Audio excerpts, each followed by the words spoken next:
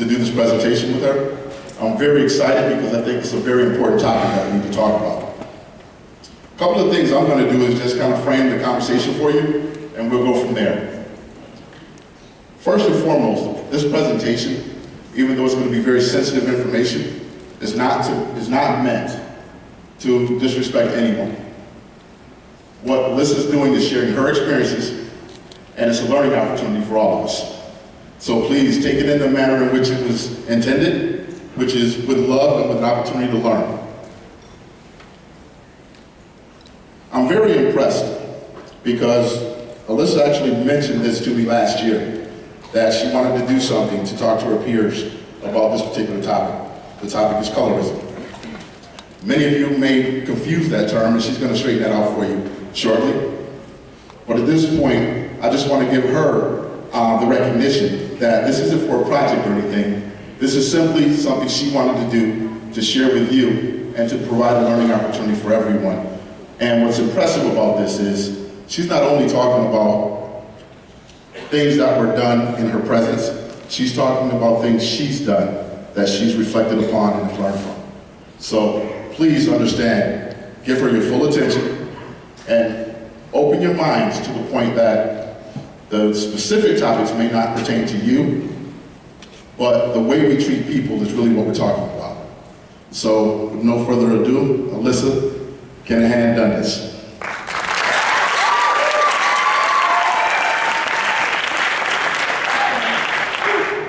Make sure y'all can hear me. Okay. So the definition of colorism is discrimination against someone based on the lightness or darkness of their skin tone. This generally is within one's own race group, but that's not always the case. Now, can I see a show of hands if you've ever heard of team light skin or team dark skin? I did. Yes. There is an example for you what colorism is.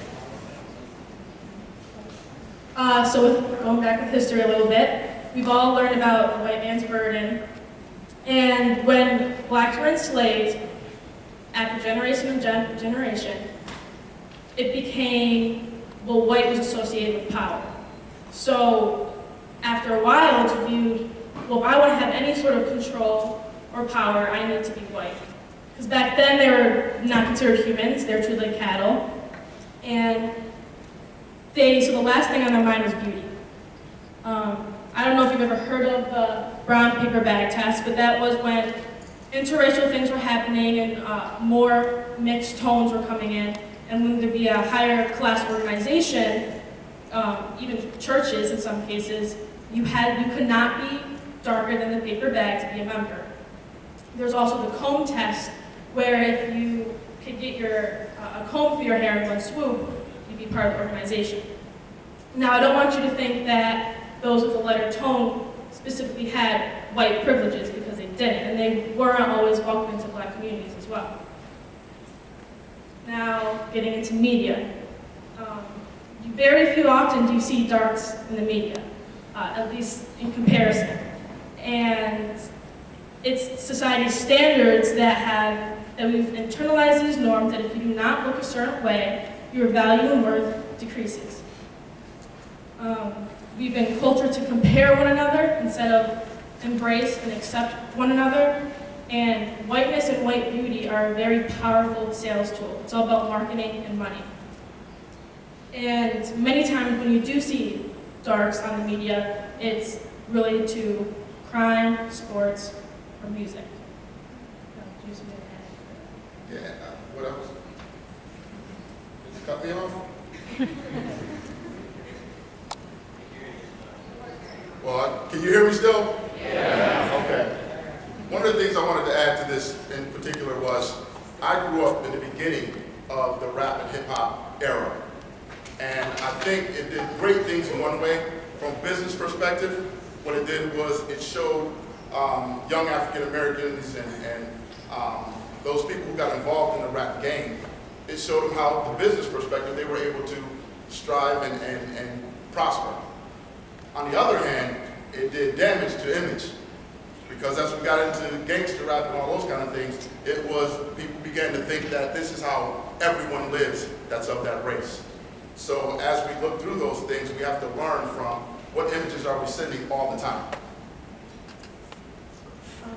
And next is a video. So I have videos throughout the presentation, so just take it in. Black people may be questioned. A friend of mine had recently had a baby, and black people may be questioned.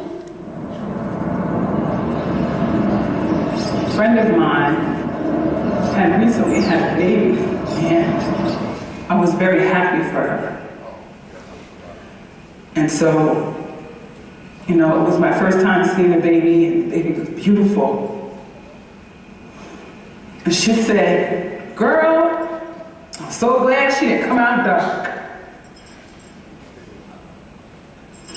And when she said it, it felt like a dagger, like someone took a dagger and stuck it in my heart, because I was used to expecting hearing things like that from other races. But this was someone that I considered to be my sister. So many of us are trained. So like I said, colorism is generally within... Black people may be questioned. Okay. Black people may be questioned. Okay, there we go. Okay, so technical difficulties. Like I said, colorism does generally happen within one's own race group. Again, not always, but it does make it very more, in a sense, painful, more direct, especially when it comes from one of your own. Do you have anything to add to that? Yeah, actually, when I grew up, we had two students by the name of Randy. Both of them was named Randy. And one of them was an albino. And if you don't know what an albino is someone who has no pigment in their skin. So it's African American, but he has no color. And our way of separating the two was Randy and albino Randy. Now, we didn't know at the time that we were being derogatory, because that's just the way we grew up. He accepted it, it wasn't an issue. But I can't imagine today, knowing what I know today, what trauma we might have put him through. So as we talk about how we handle ourselves and how we move forward with treating each other respectfully, we could have easily used their last names versus an attribute of that person. So just a reminder to me, and I've learned so much from doing this presentation with Alyssa. It just tells me we always have to be conscious of how we treat other people. Next is another video clip, and it's more about the education.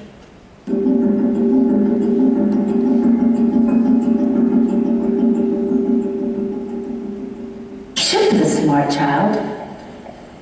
And why is she the smart child? Because she is white. Okay. Show me the dumb child. And why is she the dumb child? Because she hates. Well, show me the ugly child. And why is she the ugly child? Because she black. Show me the good-looking child. And why is she the good-looking child? Because she's light skinned. So you couldn't really see her. She's a young girl, I would guess probably 5. So you can see it starts very young. Right off the bat, this individual has low self-esteem. I mean, she points, couldn't really see it, but she points to... With my mother and her friend, we were driving. She points to the black girl who she says is the dumb one and the ugly one. And this is where it becomes a problem, because she may grow up in school and feel like she could not excel because excelling in education is considered a white trait. And it becomes an ongoing cycle. It's also learned behavior. You don't know you're different until you're told you're different. So I have an own experience where I can't remember how old I was middle school, and I was at a table with a bunch of girls, and they were darker than me. And I'm freaking out because I have a test, and I'm like, oh my God, I have to study, and one girl interrupted and said, whoa, wait a minute, you study? I said, yeah. She goes, oh my God, you are so white. And I didn't really get it. I was young, so I was kind of confused, but I'm like, okay, well, I'm just trying to study, trying to get good grades, and you're telling me that's something only whites can do? I mean, you are black and you're telling me this, so you're telling me if I want to represent what black is, I have to not study, therefore not get good grades. So, yeah. Again, technical difficulties.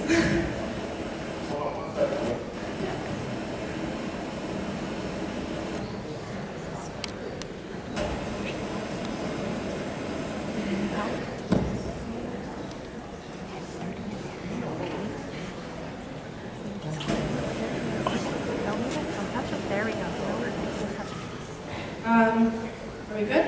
Okay. We have another video, and it's another personal experience that someone has had, and when she officially became aware.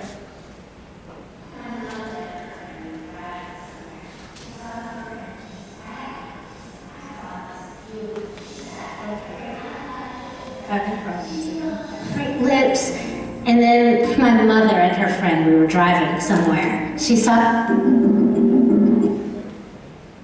My mother and her friend, we were driving somewhere. She's talking to her friend and she's bragging on me. She said, my daughter is beautiful. She's got great eyelashes, she's got the cheekbones, she's got great lips.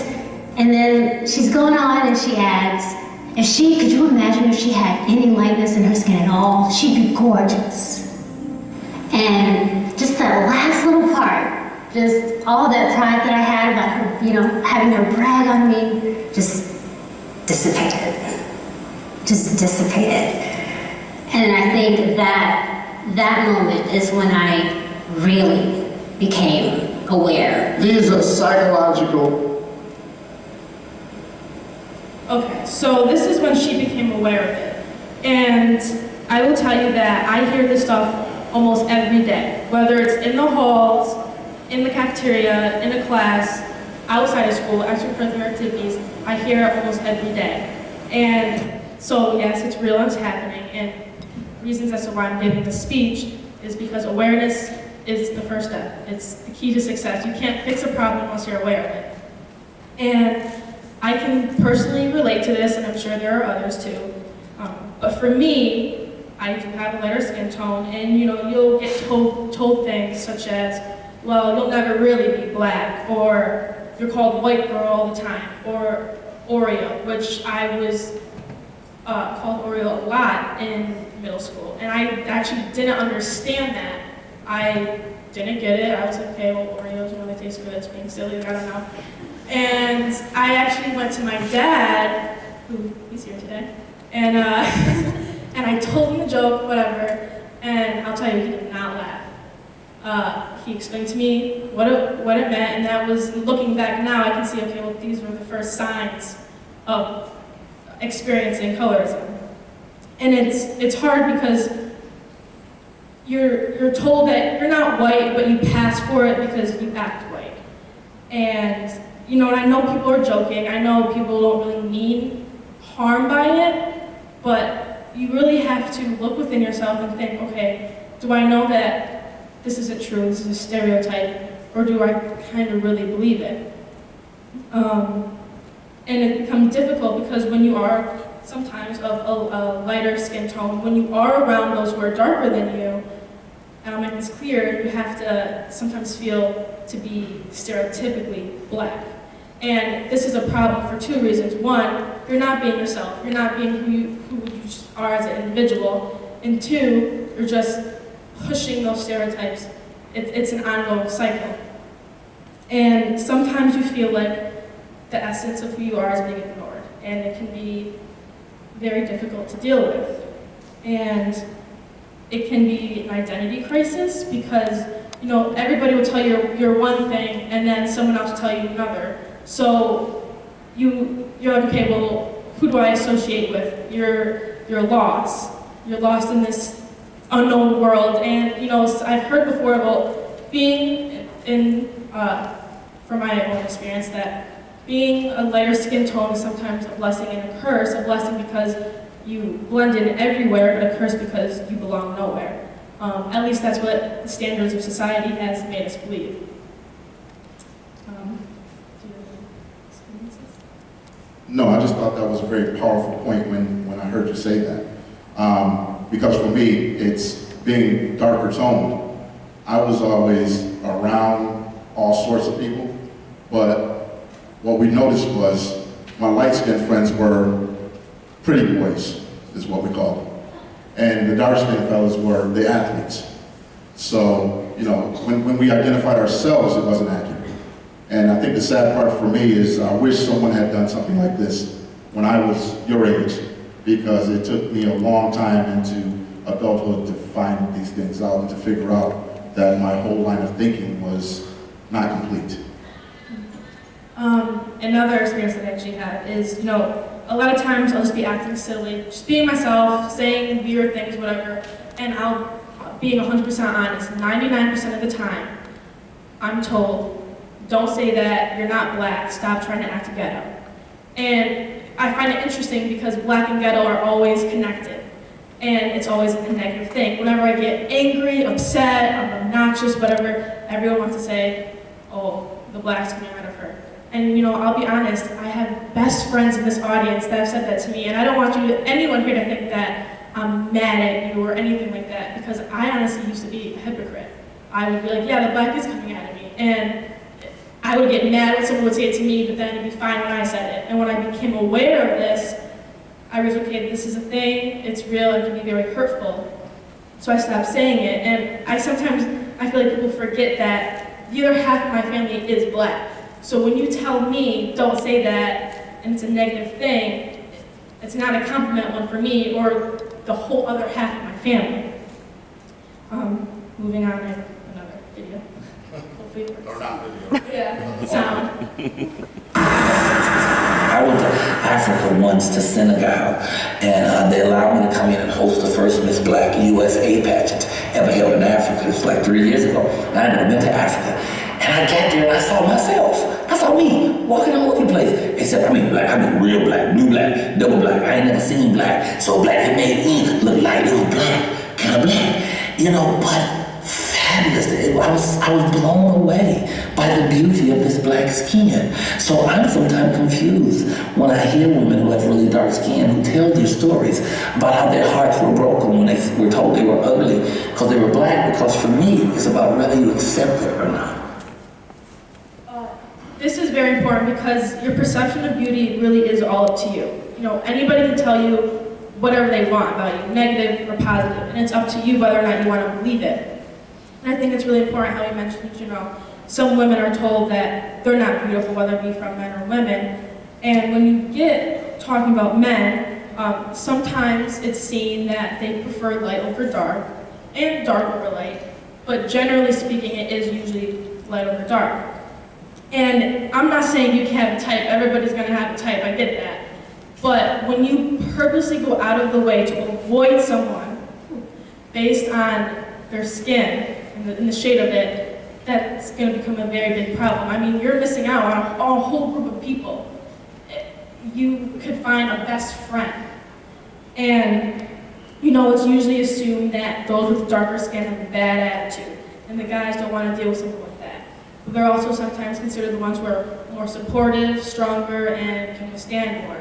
And those with a lighter complexion are usually assumed to be the ones that are stuck up, they think they're all that and get all the attention. And they're also considered many times a prize or a trophy to men. And then that's a problem because you would think, okay, well, are they dating me or with me because of who I am as a person, or because of my complexion, and they want that trophy and prize. So it's really all up to you, believing and accepting your own beauty. I have another example where I had a friend, and the first time I met their parents, I met them, went over to the house, came back to school, and you know, my friend came up to me and said, "You're not gonna believe what my parents said." I said, "What?" And she goes, "When you left," she says, "well, at least she's not as dark as your other friend." And experiencing that, I didn't really know how to take that because, well, again, that's not a compliment. I mean, I would assume that this individual may have been racist and just doesn't like black people in general. But this is where colorism comes in because I have a lighter complexion. She didn't really like it, but it's not as bad, so I just passed. She'll let it slide for now. And I don't want to be looked at as that. I don't want to be someone who just made it. I want to be accepted just for who I am. Look for me for who I am, not the color of my skin. And then there's another video, hopefully. The audio, I guess. I'll never forget, I went to Cancun several years ago. It was 4 of us. There was 2 of us that were dark and 2 of us that were fair skinned. And when I got over there, I had the men all at my feet. I got a proposal. I got gifts. I'm like, what is going on? And they would tell me, you have such beautiful skin. Is that your hair? Did you dye? Is that your natural color? Black folks look at me like, she's just black. Why are they tripping so? And you know, it's really questionable to me. Why is it that they think that I'm so beautiful and my own people don't see any beauty in me at all? My experience with black, So like I said, colorism does happen usually within one's own race group, so it impacts a person very deeply. And it's kind of ironic because they'll find, at least for her experience, that whites would compliment her more than her own. More than blacks would compliment each other. And, you know, it's also ironic because, you know, we're in high school, you know, we'll go on vacation and us girls will go tanning, and we'll come back dark, or we'll tan for prom ball, you know, women will tan for their weddings. And they want to look darker, they want to be darker, they feel more confident, a higher self-esteem, they feel like it shows their features better. But yet, for those who already have that color, light and dark and everything in between, they don't feel that confidence, they don't feel that high self-esteem. And again, it's the standards of society. We base our value and worth on shade. And this is where skin bleaching comes in. Do you have anything? No, I want to make sure we leave some time for questions. So. Okay, yeah. Okay. So skin bleaching is a global phenomenon. It doesn't just happen here. It happens in the Dominican Republic, Thailand, China, Jamaica, Africa, not just here. And it's a billion-dollar industry. And usually in other countries, third world countries, undeveloped countries, it's very more blunt and in your face. I mean, there's billboards that will say white perfection. And many times it's the #1 product when it comes to creams in these countries. And as an example, in India, and this is the way some people think, and even in other countries, that if you're darker, it's because you're outside with hard labor in the blazing sun, so you're of a lower class level, you're poor. So nobody wants to look like they're poor, so they want to be lighter. Another example, and this is where I heard of in India, there's other places too, with arranged marriages. There'll be advertisements of girls, and it'll have a description of them, and many times the first thing or the second thing on the list in bold will say that they're fair skinned because that's what the men want. And if the ad lied, they'll put tons of makeup on her, they'll change the light in the room, so when he walks through that door, he thinks she's fair-skinned, because if he finds out that she's not, many times he'll walk right out. It's interesting to think, though, because in places like Ethiopia, the darker you are, it's considered rich, beautiful, strong. I mean, you're considered a god, goddess, it's royalty. So it's interesting to see the comparisons. And also, skin bleaching is a carcinogen, so many times for those women who are pregnant, it can result in a stillbirth. So you have to think, okay, well, is the color of their skin, their complexion, more important than the life of their child? Here's the last video, audio. Loving yourself is not racism. Loving yourself is race pride. And in shows, I try to point out that I can love me without hating you. You know, because a lot of times my show have a lot of white folks in there. I don't have to hate white people to love me. My program don't work like that. I love me because it's intrinsic, and because we are taught not from books but by the Spirit that love begins at home. You gotta love who you are, the essence of who you are. They tell you when you're on an airplane, if you got a child with you and there's trouble and the oxygen bags come down, you put the oxygen on you first. You don't want to rest with the kid. You gonna both pass out with that. You love yourself first. And I always consider love like if you drop a drop into water, the ripples that go out is everybody else, and you're that drop. So love starts with you and go outward. So you have to love what you are, the essence of what. Okay, cut off. The essence of what you are. But yes, it all starts with you. You need to learn how to accept who you are and your beauty, and you have to see it. No one has control of the skin they're born with. No one. I mean, I stand here today. I didn't ask for this skin tone. I mean, do I love my skin tone? Yes, I love every shade there is. And when I say, I love every color, I don't mean just people who are considered of color. I mean every shade. I mean, there's different shades of white, there's olive and whatnot. I mean, everyone, we need to learn to accept each other. We need to stop pointing fingers and learn to love one another and embrace one another. Because having war with yourself based on your skin is not going to result to happiness. So yes, we need to be role models. Start with ourselves. Start it at home. Because whether it be a sibling, a niece, a nephew, a friend, a stranger, and especially if they can relate to you, if they see that you have confidence, you accept your beauty, you feel strong in yourself, they may think to themselves, well, if she feels beautiful, and I kind of look like him or her, well, then I can accept myself and see beauty in myself. And it's interesting because a lot of people will say, well, I hope we live in a world where we see no color. And, I'll say that'd be a really boring world. Seeing color is not a bad thing. Seeing color and having a problem with it is a bad thing. Seeing color is wonderful. We all need to see, not just in ourselves, how beautiful it is, but in others as well. But do you have any closing remarks? Yeah, my closing remarks will surround asking all of you to look within yourselves and reflect on a daily basis of what you're doing that you should or shouldn't be doing. If you're doing positive things and you're encouraging people, then please continue that and share that with your friends and with anybody you run into. If you're doing things that you think are questionable, then reflect upon that and change the behavior. Because I think what I've been extremely proud of, specifically here at Liverpool High School, is that all of you have done a wonderful job representing this place. And I can't thank you enough. And it shows in the attention that you just gave this young lady before she does her closing remarks. But more importantly, I think for me, there's a couple quick stories that I think I should tell you. First of all, expectations for me was very low in high school. And I think for a few reasons. One was I was a pretty good athlete. So that was one strike. The second strike was I was a black male. And when I say a strike, I mean in their opinion, not mine. I was a black male. And my family didn't have much money.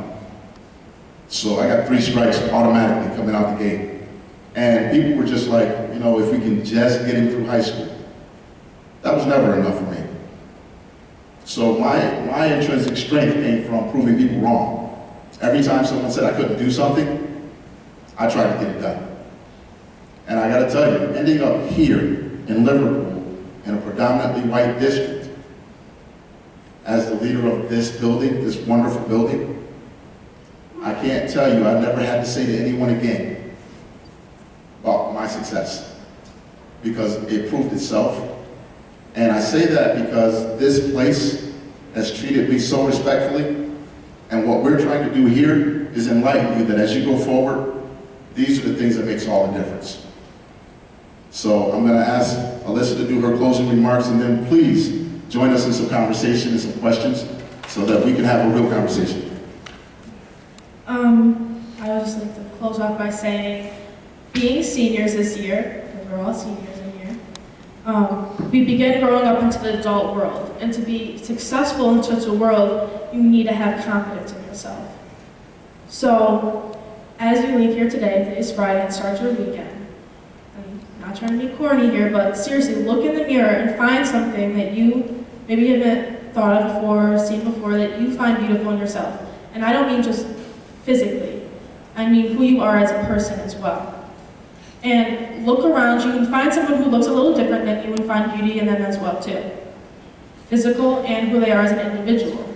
Because we need to find and see beauty in not just ourselves, but in everyone. And as we graduate, we won't just be the class of 2015. We can be the class of revolutionaries if we want to be. So whatever change you want to make as we go off to college and do great things with our lives, work with someone who might be a little different than you and change it together. Thank you.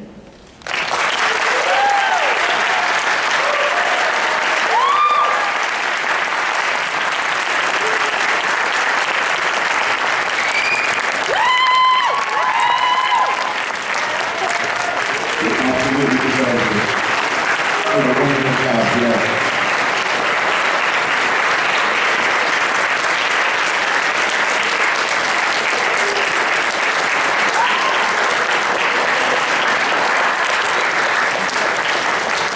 Thank you, thank you. Ladies and gentlemen, this is a prime example of how to make a difference. You can get up and tell your story and make a difference for many people. So at this time, she'd like to entertain any questions that you guys may have or any conversations. Let me just say, there may not be answers to questions, but to get the questions out, to start conversations, is a positive thing. So, anyone have any questions? Yeah, so right there. Let's see what it is. Raise your hand again.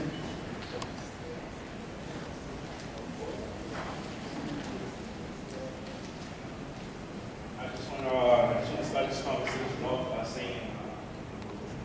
by saying from a quote from the great artist, he is the great poet himself, said, love yours. There's no such thing as a life that's better than yours. And I encourage everyone here today, like when you look at someone who's a different skin complexion than yourself, or that's not against, I guess, the norm of the folks, give them a compliment, because that could really change someone's day.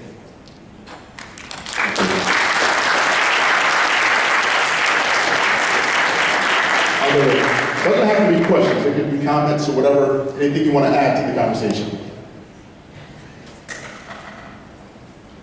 This needs to be done in September or early October.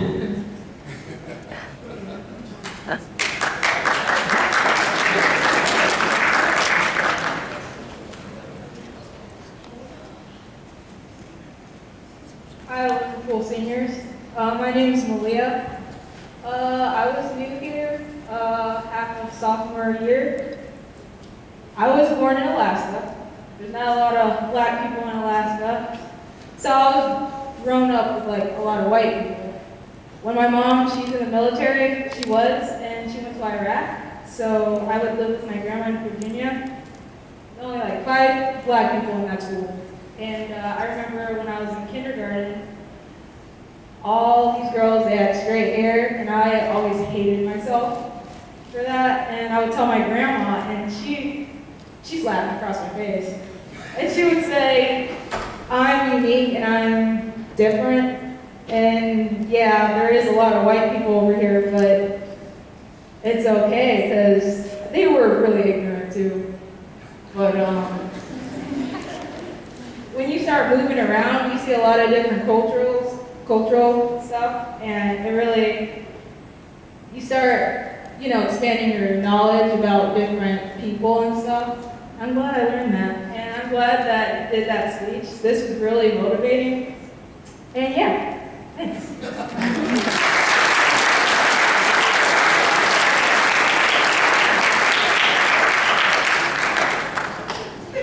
Any of our faculty want to say something?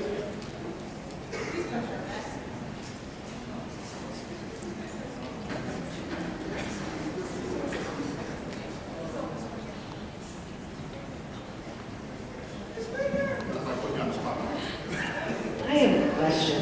I'm Mrs. Springer. I teach chemistry. And when you said your friends in 8th grade said you should study because that's a white thing to do, I'm really curious about how prevalent of feeling and thinking that it is?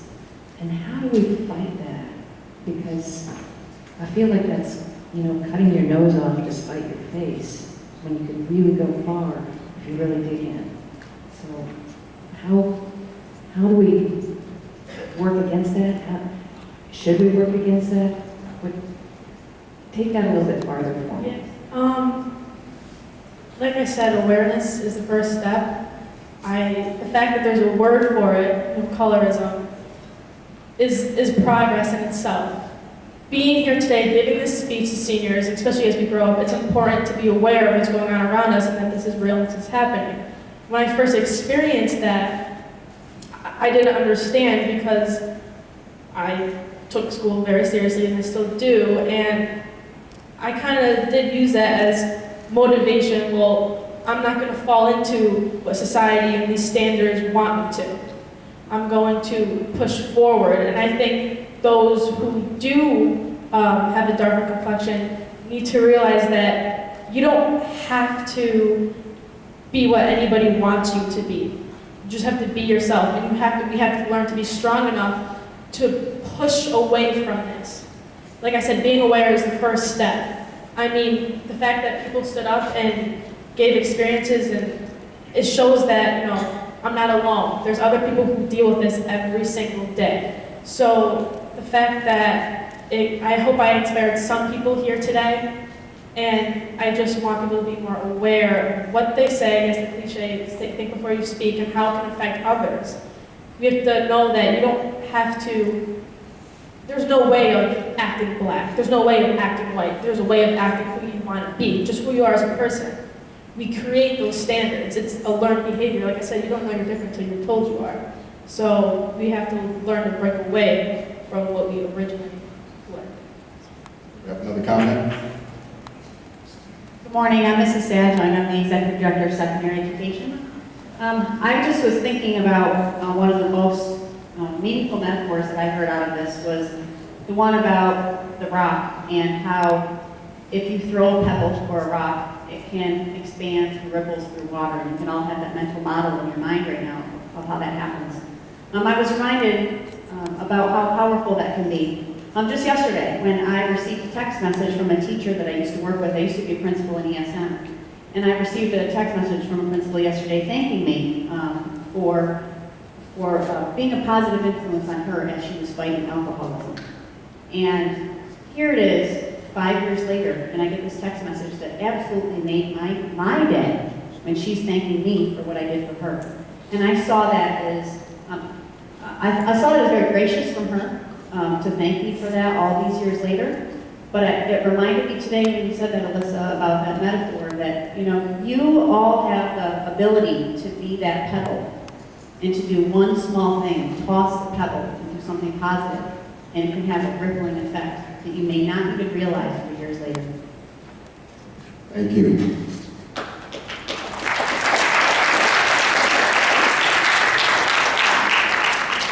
Alyssa, we have about 5 more minutes, so I have a few more people with comments.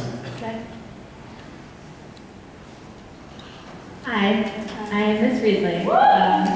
And first of all, I'd like to congratulate Alyssa on this speech. I'm really proud of you, and I'm really impressed by your presentation. And I guess I feel really nervous. One of the questions I have is, in the Liverpool community, definitely, if you look around the staff and the majority of teachers do identify as white at the school. And I think that sometimes as a teacher, these are, talking about race and issues around race and colorism are things I find really important, but sometimes, being white, I wonder, am I allowed to talk about this and be the voice of authority on this topic, even though I think it's really important?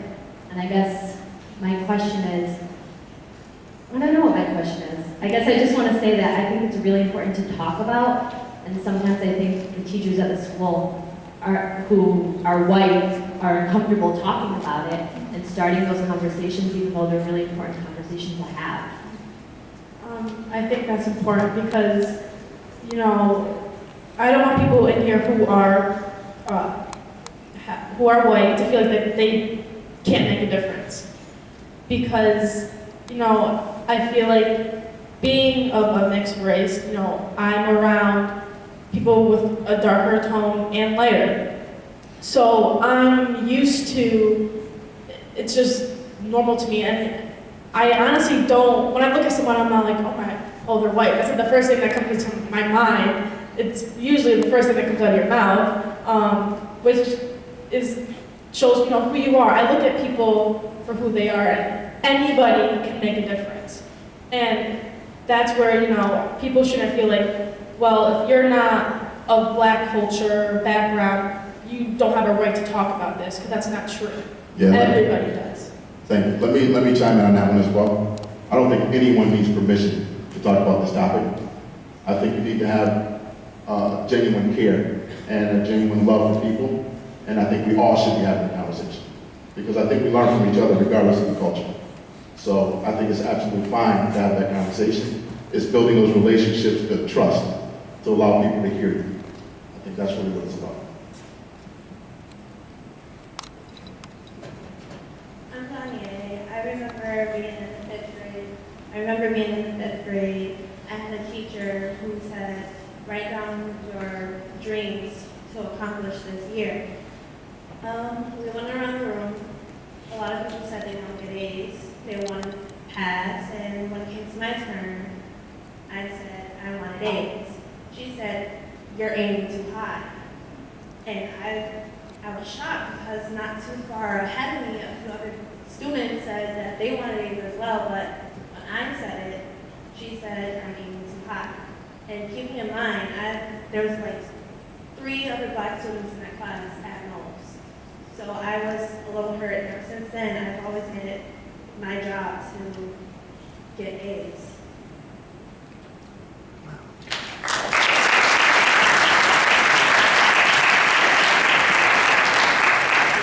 Ladies and gentlemen, at this time, I'm going to take this last comment, and then we're out of time. And we'll just...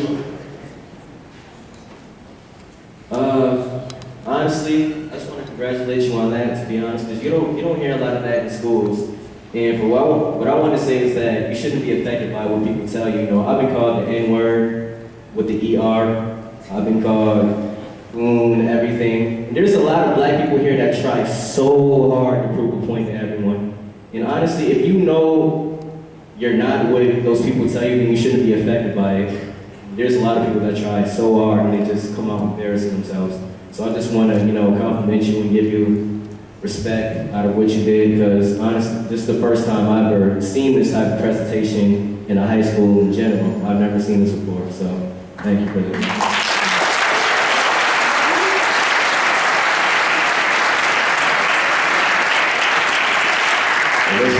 At this point, we have to end it, but I'd just like to thank you for your courage.